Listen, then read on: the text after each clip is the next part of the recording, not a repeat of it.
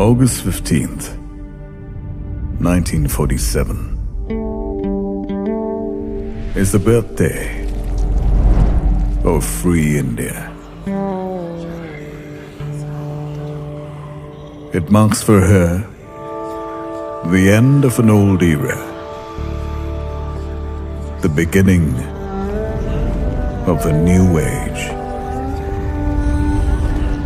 But we can also make it by our life and acts as a free nation.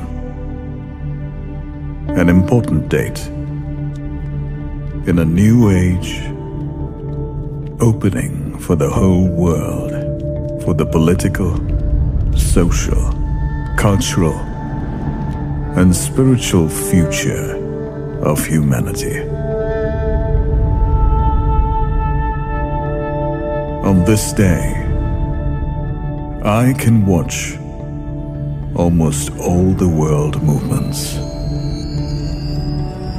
which I hope to see fulfilled in my lifetime. Though then, they look like impracticable dreams, arriving at fruition or on their way to achievement. In all these movements, free India may well play a large part and take a leading position.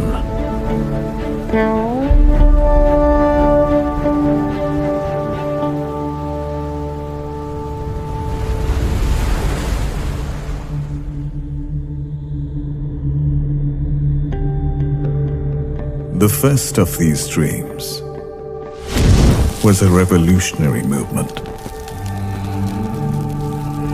which would create a free and united India.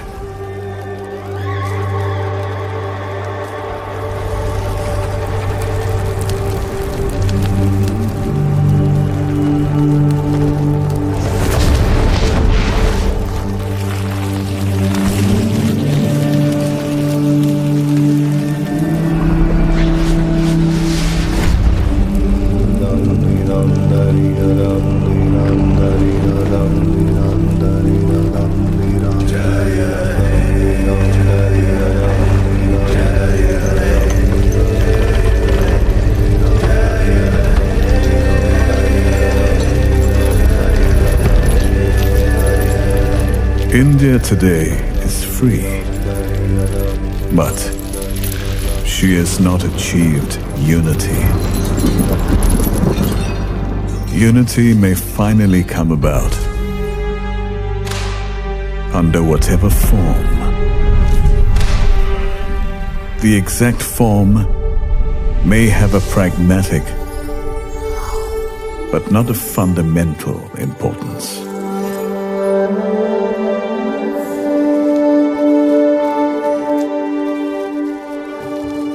But by whatever means, in whatever way, the division must go.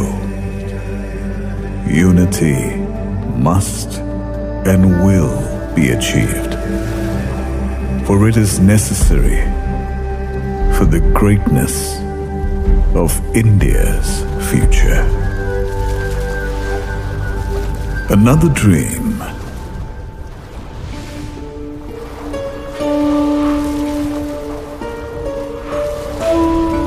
was for the resurgence and liberation of the peoples of Asia.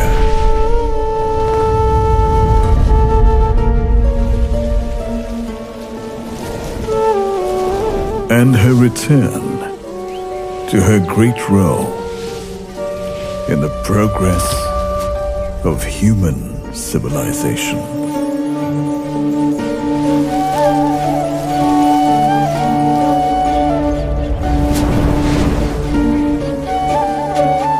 There, India has a part to play and has begun to play it.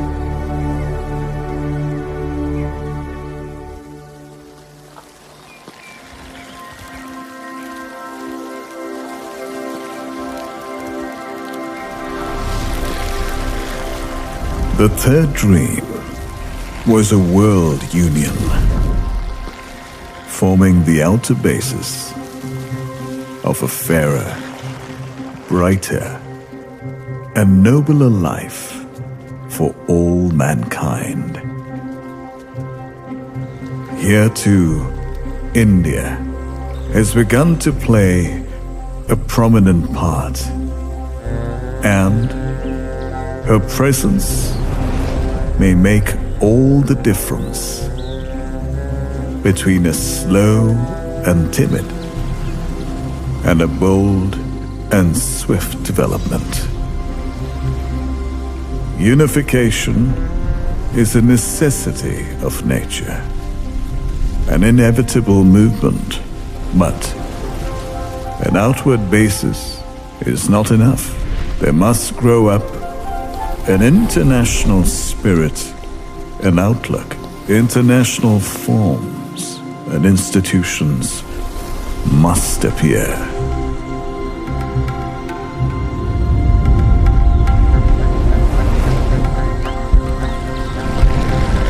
Perhaps such developments as dual or multilateral citizenship, willed interchange of voluntary fusion of cultures. Nationalism will have fulfilled itself and lost its militancy, and would no longer find these things incompatible with self-preservation and the integrity of its outlook. A new spirit of oneness will take hold of the human race. Another dream, the spiritual gift of India to the world, has already begun. That movement will grow amid the disasters of time. More and more eyes are turning towards her with hope, and there is even an increasing resort,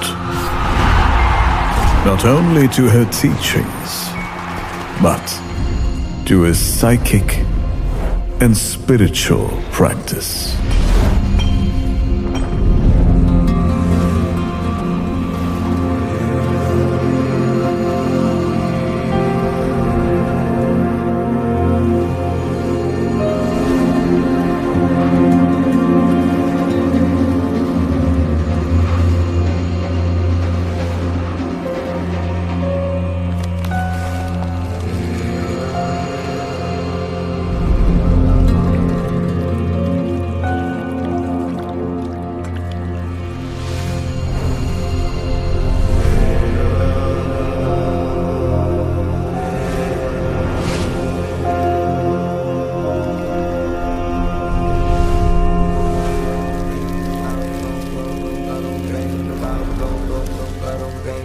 The final dream was a step in evolution,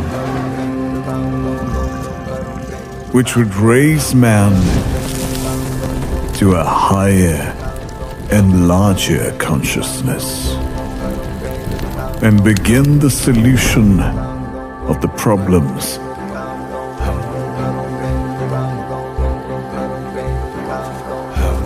which had perplexed and vexed him since he first began to think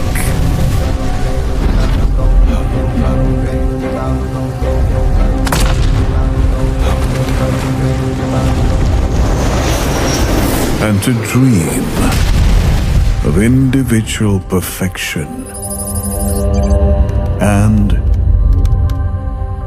a perfect society. If this evolution is to take place, since it must proceed through a growth of the spirit and the inner consciousness The initiative can come from India. And although the scope must be universal, the central movement may be hers.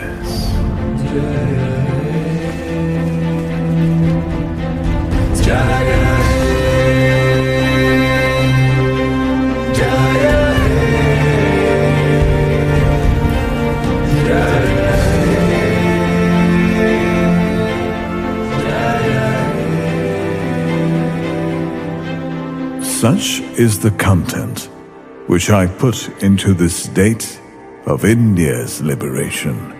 Whether or how far this hope will be justified depends upon the new and free India.